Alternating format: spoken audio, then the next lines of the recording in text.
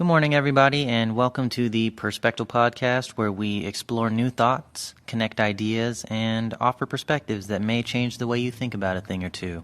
And today, we're talking about something called the Sinner's Paradox.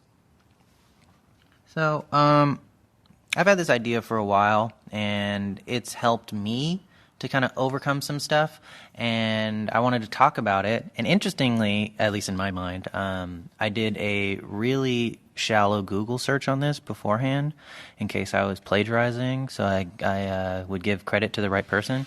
And I didn't find this, except for it was like associated with some like Japanese animated film or something like that, which I didn't look into. But I think this might actually be a novel concept. And if it's not, then I think it might be a new phrase to associate with this concept. So I'm kind of excited that this might be something that I actually thought of myself. Oh, a pat on my back.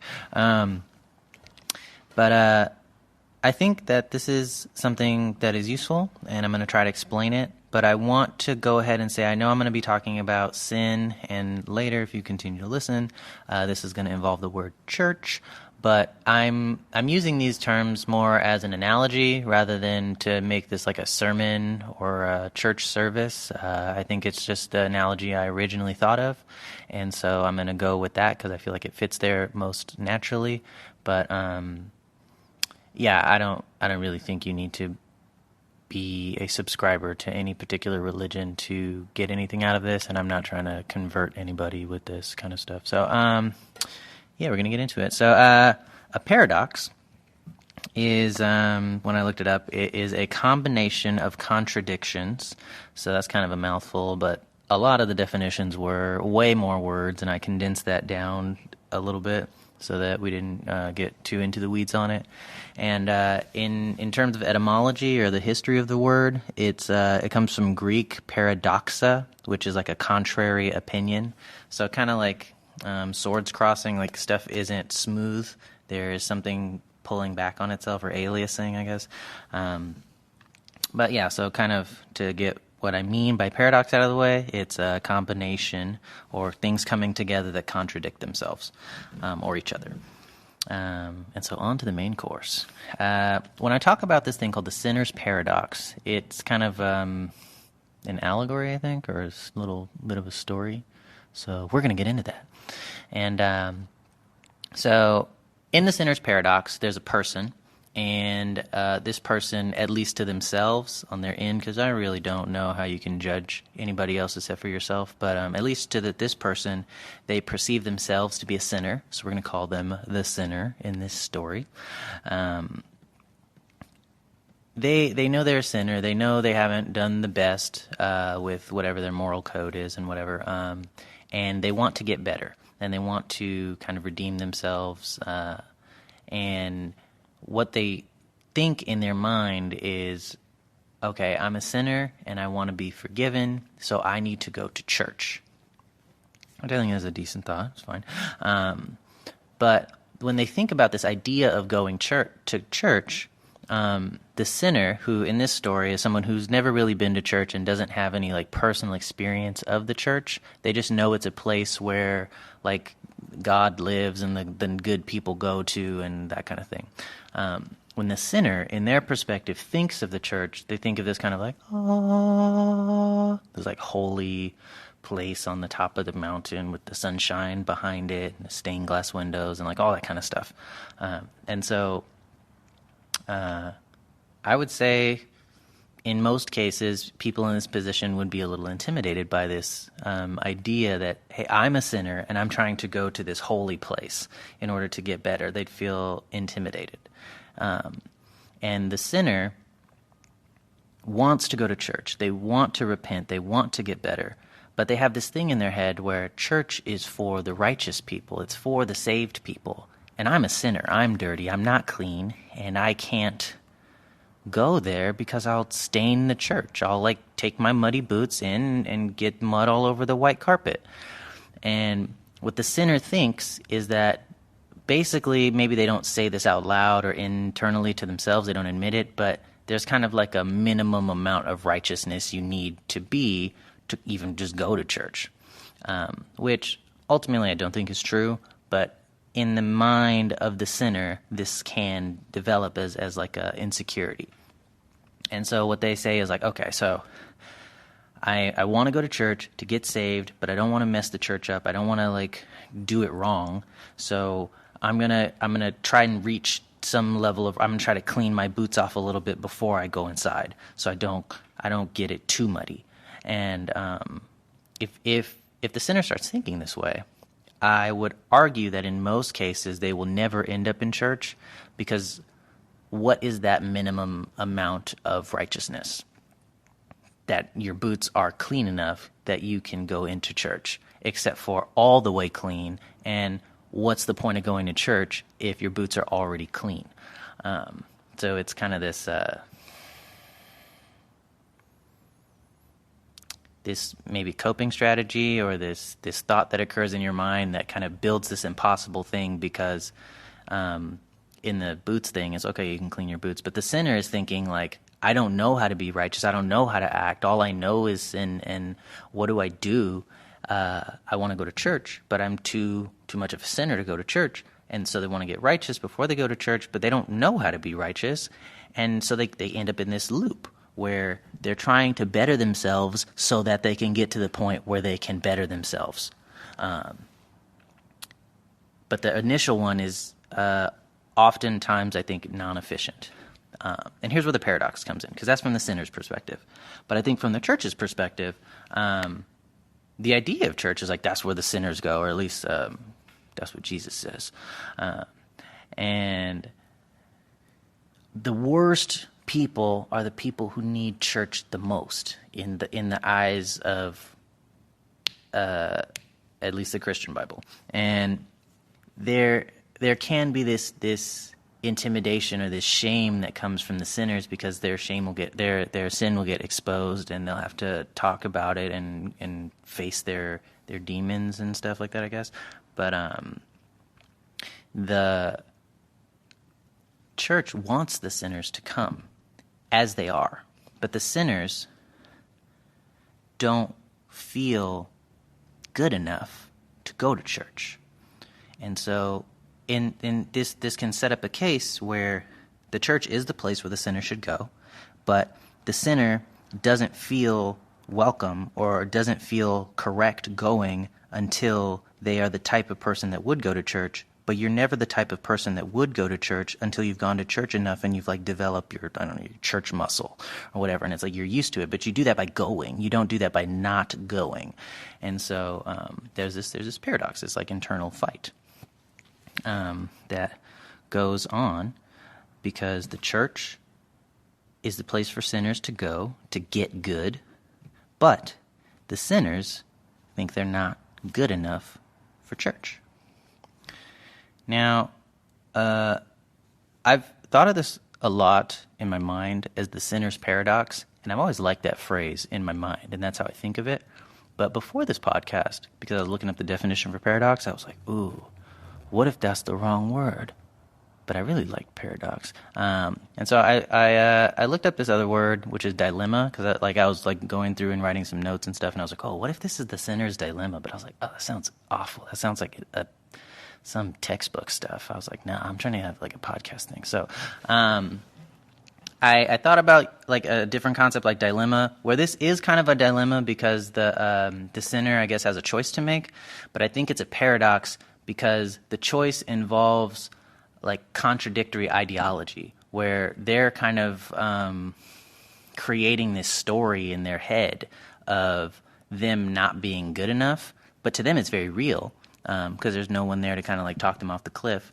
And that's not the case at all. So they create this imaginary barrier against reality because of their insecurities and all their kind of that kind of stuff. But yeah, I think my churching rant is mostly over. And this concept, which I will continue to call the sinner's paradox, I think doesn't just apply to the specific case I'm talking about. And on an interesting side note, like in my mind, this whole thing is played out like in medieval times with cathedrals and things like that.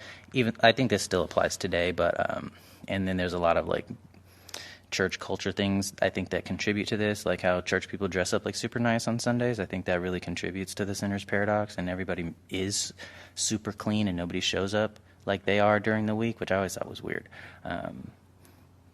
But from a sinner's point of view, it's like all these people come in their nice, clean cars with their $5,000 million hats on, and they're fans and look so fancy. I'm not like that. I'm just, I got my dirty boots, and I got my baggage, and I don't belong here. And so I think there is some extra stuff that does kind of play into this, but the concept, I think, stands on its own without like all these like real world little spices to add to the soup. But I think in terms of once the sinner's paradox is established as a concept, which I just did in terms of this podcast, I don't think it's really a good thing for somebody that is a sinner or the church, because the church, I think, they want to help people. So I don't think the sinner's paradox is good for them because it keeps sinners away from the church. And it's also really not good for the sinners because they don't get a chance to, or they do have a chance, but it's an impediment to them getting what they want, which is to get righteous and be saved and all that kind of stuff. And I think oftentimes the sinner will really never get to church, or will take an extremely long time to build up enough initiative or enough courage or whatever thing gets inside them to just go. And I think even that's rare, that they can do it on their own. I think what really normally happens is they get sponsored, for lack of a better term, kind of like AA stuff, where you have somebody, and this somebody's like your life coach or whatever, and they're like, yo, go to church. I know you're dirty. Just show up and get mud on the carpet. It's cool. They got carpet cleaners, and they like talk you through it, and they're like, it's fine. It's okay. I'll be right there. And like that kind of support, I think, can really, really help someone over this kind of paradoxical thinking. Woo, that sounds really nice to say, but without that kind of thing, without like a sponsor or something that takes the form or that has the effect of a sponsor, or a large amount of initiative or courage or balls or whatever you want to call it, the sinner's paradox is something that I think can affect a lot of people in a lot of different areas in their lives, not just trying to go to church. And it does a lot to limit what people think they can do. Now, I'm going to kind of zone in on something that I was talking about in the paradox allegory or whatever it was, and that is that in what I was talking about, this like example person, the sinner, is like a hardcore sinner. Like all they've done is bad their whole life, and so they're like 100% bad, and then they decide, bad is bad. I want to be good, and they're trying to change. And so people that aren't totally bad, which is everybody, but, people are varying degrees of bad in terms of their own perception of themselves. I think the worse off you think you are, the more of like a lost cause you view yourself. And if you're totally bad, you view yourself as a total lost cause. So the sinner's paradox is like in full effect. But if you don't think you're that bad, then maybe this is something you feel and it causes you to hesitate a little bit, but you can still get to church on your own. And it doesn't take that much work, but I would argue that's because your boots are not that dirty to begin with. But there's some people whose boots have holes in them. They're dirty. They're old. It's just embarrassing to like go into the light and into the red carpet with these boots on because they look so trashy. And that's kind of the example that I'm leaning on. The default where somebody's like a total sinner. And this does apply for people who are not total sinners, but I think to a lesser degree. And so this applies in other areas, and it's funny how whenever I try to say something like that, my mind like totally goes blank of all of the different examples that I have thought of in the past. But I came up with some that I hope work. And so one of the things I was thinking is like when people get self-conscious or shy about asking someone out when that person likes them. And so I think oftentimes like a general liking of somebody almost has to happen from both sides to some extent.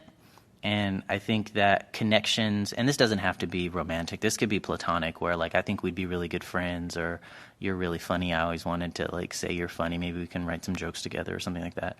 I think there's cases where people are too shy because they think that like if I'm going to go tell this person they're funny and I wanted to share some of my jokes, what if my jokes aren't funny? So I should work on my jokes so I can get funny enough to tell them that like if we get into a talk, then I can tell them my jokes and then my jokes will be funny. But then like when are your jokes ever going to be funny enough to you, like in your mind? Especially because I think in a lot of cases outside of the church example, because the church has this weird like eternity thing that kind of avoids this, but in other examples, like, okay, let me work on my jokes, so I'm going to work on my jokes, whatever. The person that I'm working on my jokes so I'm not terrible, so I can share it with them, like I'm guessing they're a comedian, they're going to be working on their jokes too. So my jokes are going to increase like plus 5 levels, and their jokes are also going to increase 5 levels in that time, or maybe more. And so it's not like they paused and I can catch up. Like it on top of the fact that I don't think I'm good enough, the other person has the opportunity to get better. And even if they don't, I may perceive that they're getting better. And that makes me more self-conscious. So that's like one example. And I think another one is not speaking your mind, just in general, for like the fear of being judged, the fear of being wrong, the fear of having to explain yourself. I think that is an interesting one. Sometimes I think people have thoughts, but they don't necessarily think them through, and people can be hesitant or afraid to speak their mind, because what happens when somebody like asks why, or wants to know what evidence I have to back that up? I don't know if I can handle, and there's like all these insecurities that pop up that may stop you, and you're like, okay, maybe I'll prepare more before I offer my opinions and whatnot. But it's like, dude, just say what you gotta say. And I think, respect other people and listen to other people. But then again, that's me like playing the sponsor, because I don't know, because I'm a churchgoer, I guess, in that respect. But this concept of the sinner's paradox, I think if it's elucidated or it's given to somebody and somebody knows about it and they can link it to a part of their life, and they're like, oh my gosh, I am trapped in the sinner's paradox, or oh my gosh, my brother is trapped in the sinner's paradox in this situation with his girlfriend, or with my mom and her boss. They're kind of in this situation. Then, what I'm hoping is this concept is able to help flush out that it's not an impossible situation, and more often than not, you don't need a prerequisite. Like, this is not college where you need to take Calculus 1 and Calculus 2 in order to take Calculus 3. Like, this is life. Go do it. Maybe you'll mess up. Maybe you won't. But, like, the thinking that you're not prepared, like, as a default, or that you need to prepare more in order to get to a place that prepares you, it's very attractive thinking, I think, sometimes when you are being insecure, but it's super redundant thinking. And I think like this concept of the sinner's paradox may be able to like stall that redundant thinking and get you out of that loop so that you can move on and get your feet wet. Yeah, it's like the like if you try to get into the water slowly, but you don't want to do that because it's too cold. And so you're constantly hesitating. Like, just jump in, and it's going to be like, it might shock you for a second, but then you're in the water and you're fine. Hopefully it's not like super cold and you get hypothermia, but I'm talking about like moderately cold pools that are like not super comfortable. That used to be like the thing when I was on the swim team in the morning when the water was cold. But I think that this paradox idea stops a lot of people from starting things that they really do want to do. They want to talk to that person. They want to say that thing. They want to go to church. But in their mind, they view themselves as needing prerequisites. They need to be better before they start doing this thing. And I think if you see that this is going on, it's a lot easier to prescribe medication when you can diagnose the issue correctly. And I'm trying to like add something to the DSM-5, which is like the book of like psychological disorders, which I'm not saying this is a psychological disorder, but like add something to your toolkit so you can say like, yo, I see this is happening, and maybe I'm not strong enough, maybe I don't have enough courage for this, but I heard on this podcast that maybe I can get a sponsor, so maybe I can talk to somebody about it and they can talk me up, so let me go do that. And like I want this to help maybe with empathy so that people can see where people are coming from and how they're struggling a little bit, to maybe help them or not judge them as harshly, or also to trying to get themselves out of a situation if they're mentally stuck, or help somebody that they care about get out of a situation that they're mentally stuck in. So if you see this concept in your life or in somebody else's life at play, then maybe you can help them to actually go to church and get what they were looking for the whole time without feeling like too much shame, I guess, or whatever. So yeah, that's a concept, Sinner's Paradox, and I'm going to stop talking about that. So thank you for listening. Please, please, please, please, if this is something that you think is good for someone, tell them. Maybe don't shout from the top of a mountain, from the, what did I say, the podium of greatness, back to the that podcast I did on the ability to appreciate. Like, don't be, like, overbearing and condescending. But if you think this can help somebody, like, let them know. And so, yeah. In other news, shameless plug time, I got a website going. It is jordantremaine.com, and you can go there for all my event information, and it has a link to my podcast in case you're hearing this and you want to see where to find it.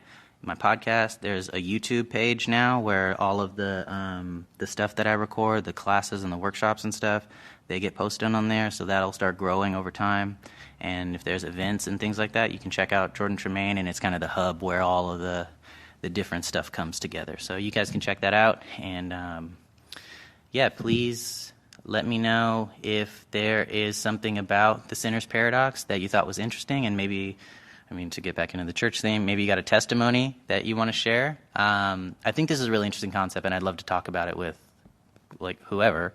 And if you share it with somebody and it helps, like, let me know, because it's really what I'm trying to do with this podcast is put concepts out there and get people to think, so that I can live in a society of thinkers if I want, like, be the change you want to see. And like, I want to have intellectual conversations. I want to have people thinking, and I want to have people making good decisions and voting well and stuff like that. So I want to help encourage people to think well. But I also want to talk to people and get challenged, and maybe my idea can use some work. So yeah, if you want to talk, let me know. But until next time, this has been the Perspectal Podcast episode on the Sinner's Paradox, and I will see you guys later. Have a nice day.